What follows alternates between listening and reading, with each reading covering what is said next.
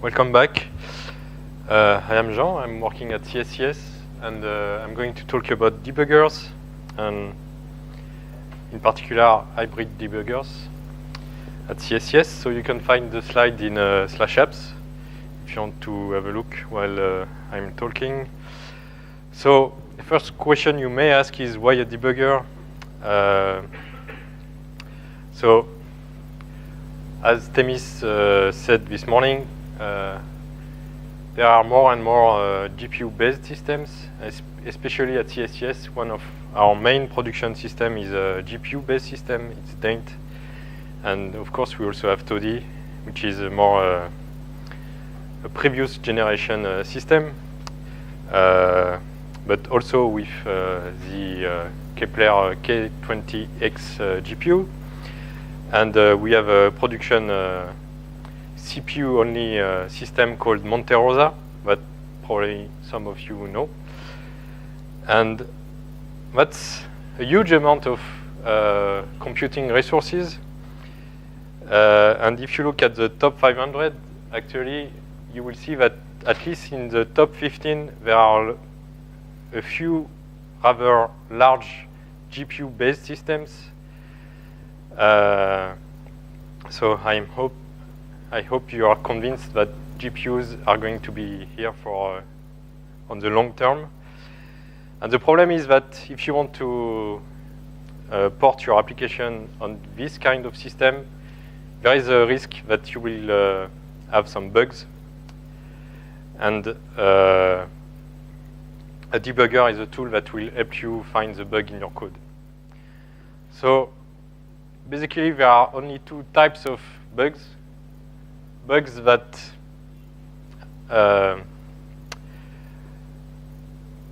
doesn't give the right result.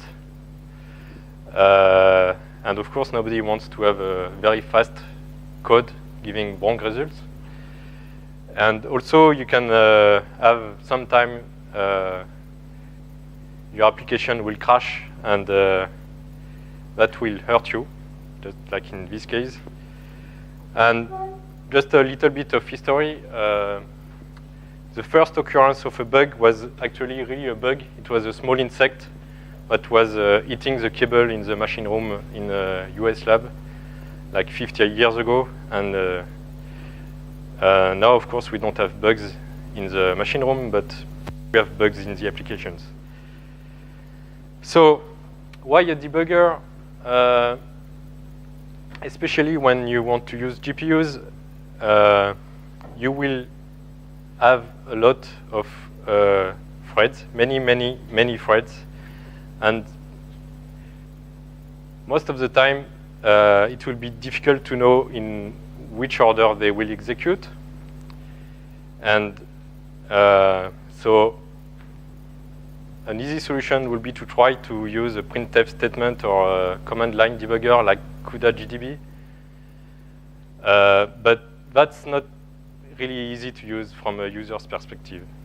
And there is also something is that if you try to debug the same job twice, from one job to the other, the result or the order of the execution of the thread may be different, and your bug may be in a different place. So you need something that can help you find the bug in an easier way. And the main debugging features should be being able to break your code in the middle of the execution. So that's setting breakpoints on the CPU side or inside the GPU, stop the execution, step through the code line by line, and then eventually inspect the variables or the structures or the arrays, and navigate between the CUDA threads. And of course, you have the memory of the CPU, the memory of the GPU, and you may want to compare the two. And at CSCS, we have a graphical debugger that is called DDT, and it's coming from a company called Alinea Software. So it works with Fortran, C, and C++. You can be used for serial code, shared memory codes that use OpenMP, MPI program, of course, and CUDA and OpenHAK based programs. So I will try to show you how to use it in a very simple example. I didn't put any bugs in my exercise because my goal here is to show you how to use the tool, and then when you will have a real bug, you will be able to use the tool to find the bug. And actually, if you really want to have an in-depth course about debugging, we will organize. We will have some experts from Alina coming in March, and they will make a presentation about DDT and a very advanced presentation. So before we go to the demo, I would like to give you a GPU refresh, which is exactly the same refresh that Alistair did this morning. But I just want to repeat some important concepts about GPUs. So what you have to understand is that you have a large number of GPU threads running on the GPU. They are not always synchronized. And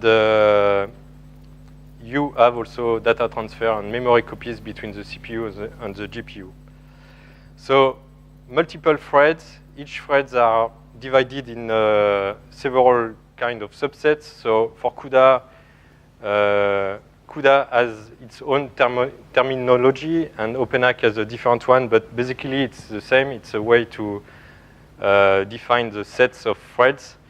So for example, for CUDA, you have a kernel, and then you divide the kernel in thread blocks, and the thread blocks execute on the multiprocessors. And then each block is divided into warps,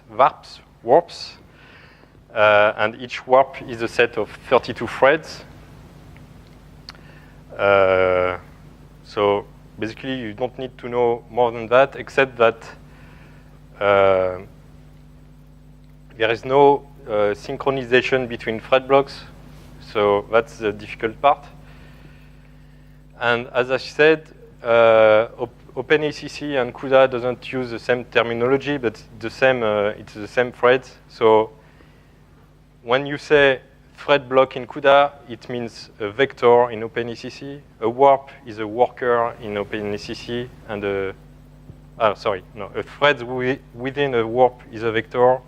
Then the next level is a warp, that's a worker, and the next level is a block of threads, and that's called a gang. And we are going to use TODI, so it's a Kepler-based system, and tomorrow we will have a talk from Peter Messmer from NVIDIA that will explain all the subtleties of that GPU card. So my goal here is that nobody will leave that room without knowing how to use the debugger. So in theory, everything is in the README file on TODI. So you can try to follow what I will do during the demonstration, or you can do it tonight in your... but basically, I split everything in two. So today we will start with a very simple example called one in CUDA, one in OpenACC, and tomorrow we will reuse the exercise from Alistair. So that was the Imeno example. So today you should just play with the tool on a very simple example, and tomorrow we will try again with the Imeno application. There is also something about dynamic parallelism, so that's a new feature, and Peter is going to explain it to you tomorrow, so just wait tomorrow before doing that exercise. And of course, at the end of the week, I would recommend you to try the debugger with your application if you came with an application. And sometime you will see it's not so easy to use the debugger. Okay, so the current status.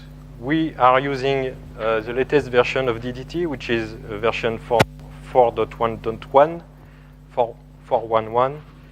And as you can see here, the support of GPU debugging is in early stage.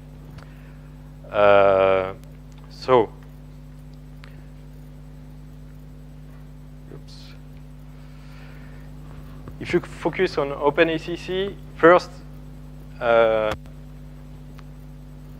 on 2D, we have 4 compilers available, and 2 of them doesn't support CUDA. That's going to change because GNU announced that they will support OpenACC, but I don't know when that will be ready. Not. It's going to be a little while, I think, sort of demonstration. So basically, if you want to write, if you want to use OpenACC, you have the choice between CC, the Cray compiler, CC, and the PGI compiler, which doesn't support debugging. So basically, you have to use the Cray compiler. But that's going to change because PGI is working on it.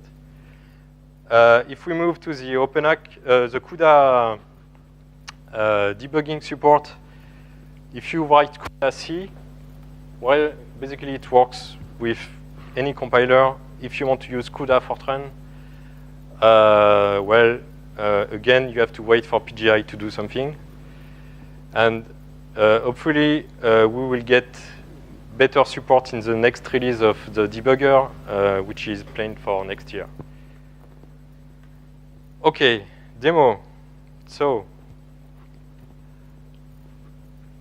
I think I took practical one from Alistair, and that's a very simple code. So basically, I will do a vector multiplication, and so I am asking for the vector length here. So that's an argument to the executable. And then I call that function, which is here, that will call that SAXP OpenHAC function, which is here. And what I would like to do is to stop the execution inside the parallel region and see how many blocks and how many threads are running to do this. And at the end, just for verification, I'm printing a few values of the vector to see if it did something. So when you start DDT, you will get that window with the name of the executable, the argument of the executable. Here, I'm using only one MPI task, but the important part is here. You want to debug the CUDA code. And even if you are running a CUDA code, DDT won't detect it's a CUDA code, so you have to tell him it's CUDA. And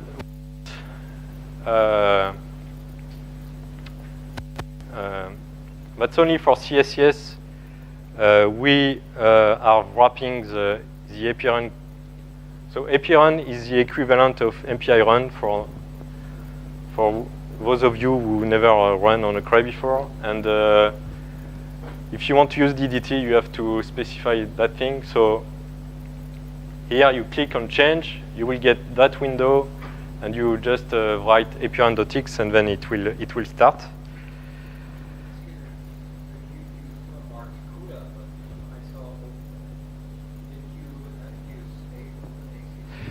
I mean OpenACC here, because what OpenACC does is just, I don't know how it works, I have no idea, but it generates CUDA kernels for you.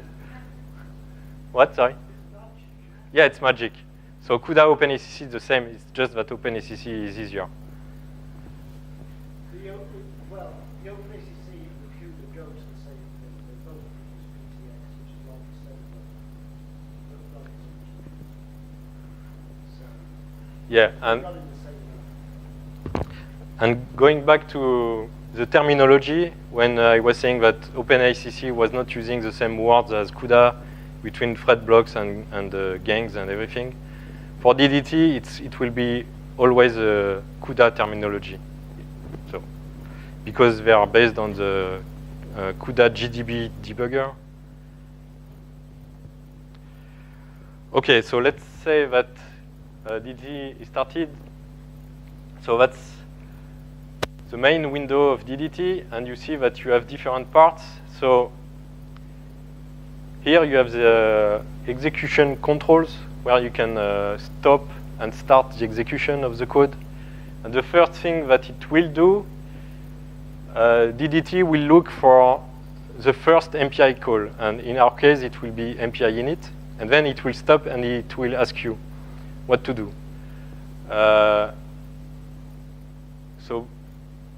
So the execution is paused, and then you can insert some breakpoints where you want to stop the execution for the next step. So in our case, we will stop inside the OpenACC parallel region.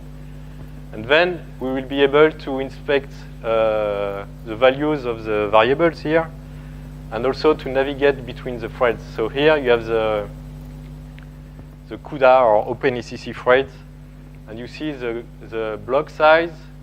So in that case, I have 128 threads per blocks. So that's 4 warps. And here you can click on these buttons to navigate between the threads, and hopefully it will update the values of the index in that case. And here I will explain that later. So before I start the demo, I just want to show you what I was trying to do, because I was wondering myself, okay, I have a GPU, they always say it's many threads, but what's the maximum number of threads I can run on a GPU? That's a simple question, and then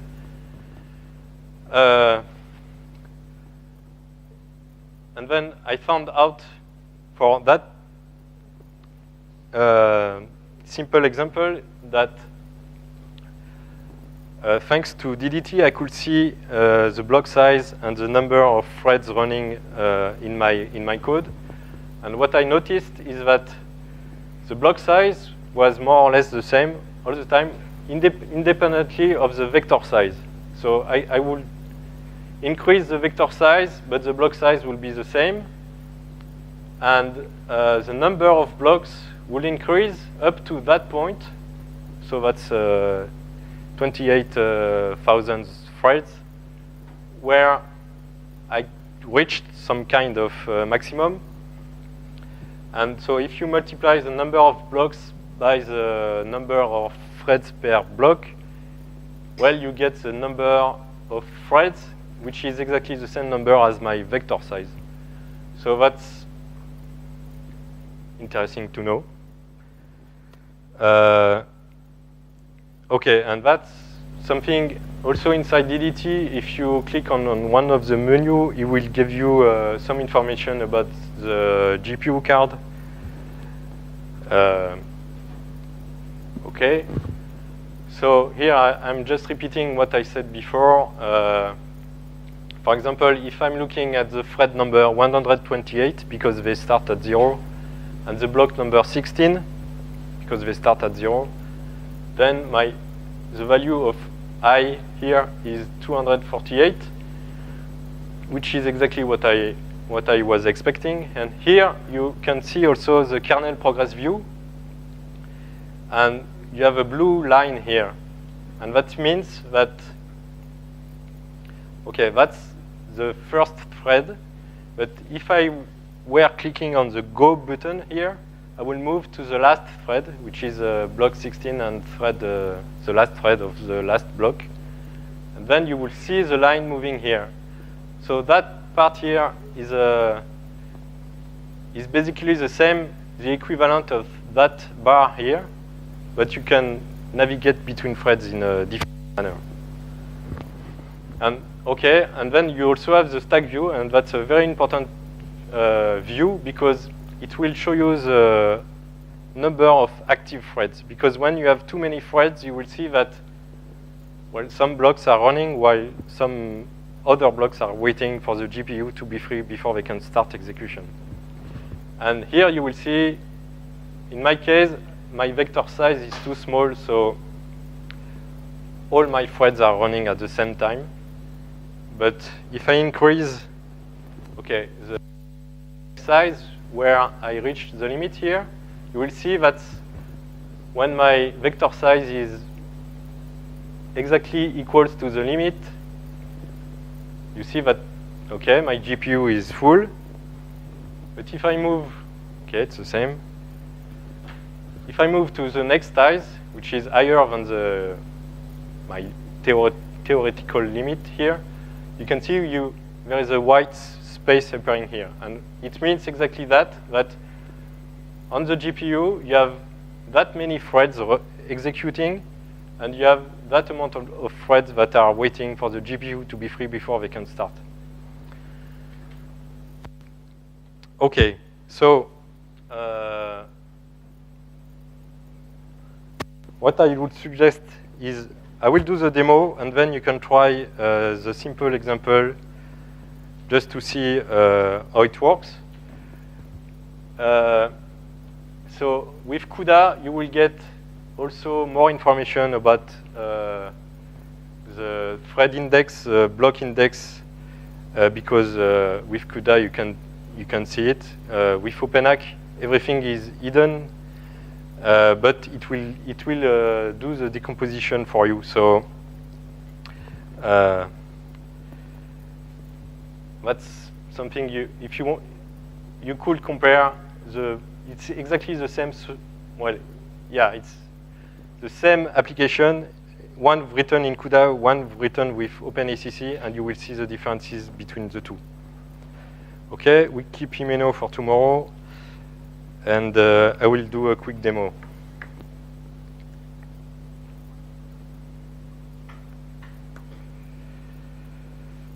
Okay.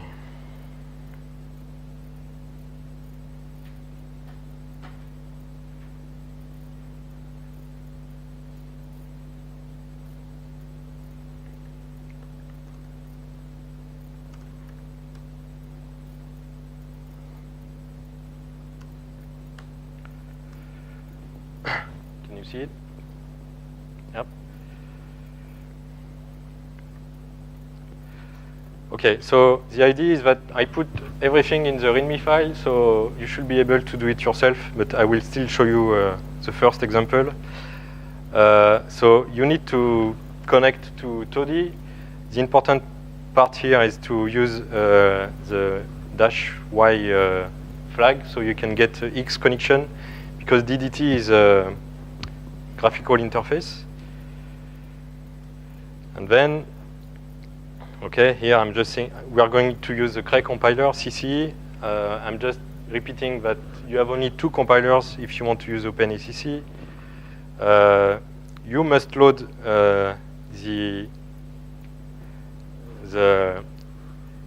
Cray accelerated environment for the Kepler.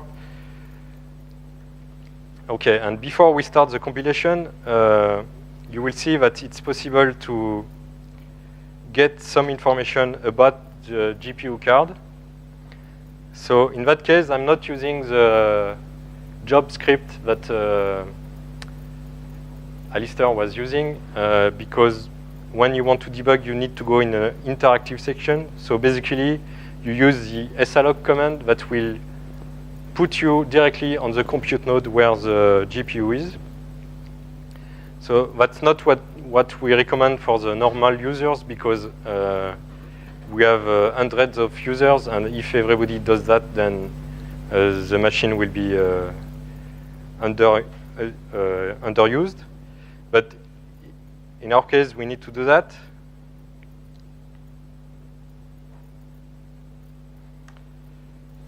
Okay, good. So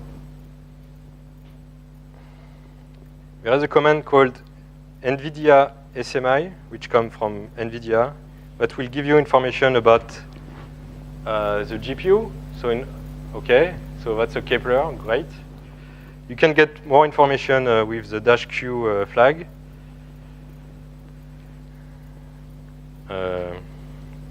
So let's try to compile the code now.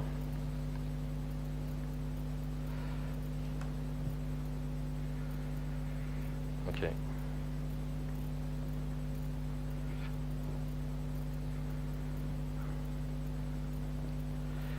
So I need to move to the directory. Make clean.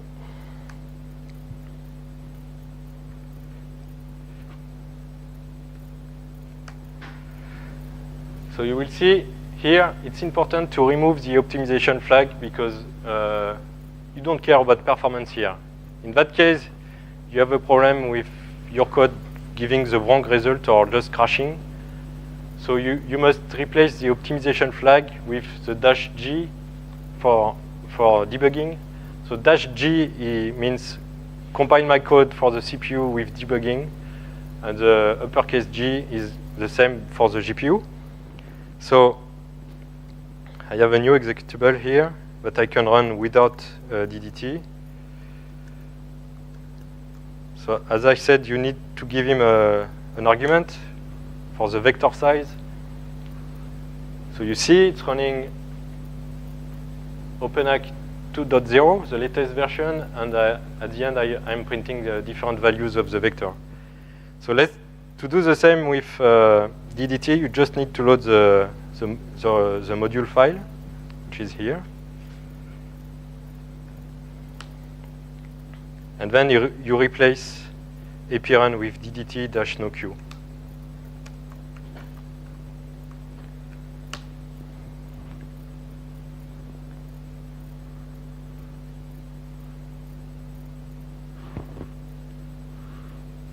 Okay, so I want to debug my CUDA code.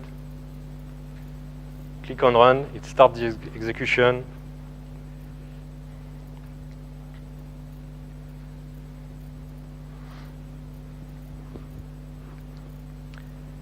Okay. So you see it stopped on the first MPI call, which is MPI init. And I want to stop inside the OpenHAC region. So just click on the line number, and then there's a new breakpoint, which means I want to stop the execution as soon as it reaches that line. So you click on play again, and here it is. It says, okay, we are in the kernel, and you see that now this here, which means we are running on the GPU, and we have the different block and thread navigators. So in that case, the block size is 128 threads, and the grid size you don't care. So let's say if you look at the value of the index here, it's equals to 0. That's normal because that's the first thread of the first block, which is 0. But if I move to the last thread of block 0, click go up, you see it got updated. And if I want to move to the last thread of the last block, it's exactly the size of the vector I gave on the command line. So you see you can navigate between the threads, and that's the thread navigator. You see that the blue line is here. You have the stack view here, where you see that all the threads are running that line. And I think that's enough for now. So I would like you to try the exercise, and please tell me if you have a problem.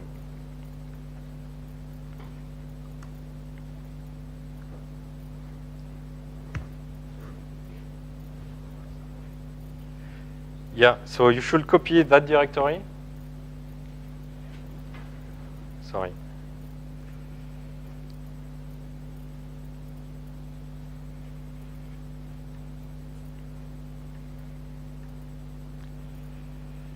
Yep.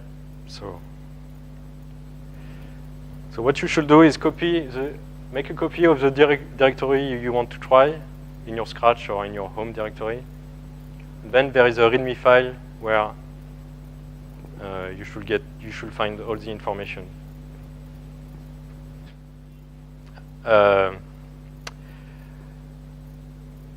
Doesn't give the right result. And of course, nobody wants to have a very fast code giving wrong results. And also, you can have sometime your application will crash, and that will hurt you, just like in this case. And just a little bit of history. The first occurrence of a bug was actually really a bug. It was a small insect that was eating the cable in the machine room. Welcome back. I am Jean. I'm working at CSCS, and I'm going to talk about debuggers, and in particular hybrid debuggers at CSCS. So you can find the slide in /apps if you want to have a look while I'm talking. So the first question you may ask is, why a debugger? So as Themis said this morning, there are more and more GPU-based systems, especially at CSCS. One of our main production system is a GPU-based system, US lab, like 50 years ago. And now, of course, we don't have bugs in the machine room, but we have bugs in the applications. So why a debugger? Especially when you want to use GPUs, you will have a lot of threads, many threads. And most of the time, it will be difficult to know in which order they will execute. And so a few rather large GPU-based systems. So I hope you are convinced that GPUs are going to be here for on the long term. And the problem is that if you want to port your application on this kind of system, there is a risk that you will have some bugs. And a debugger is a tool that will help you find the bug in your code. So basically, there are only two types of bugs. Bugs that stink, and of course we also have Toady, which is a more a previous generation system, but also with the Kepler K20X GPU. And we have a production CPU-only system called Monte Rosa, that probably some of you know. And that's a huge amount of computing resources. And if you look at the top 500, actually, you will see that at least in the top 15, there are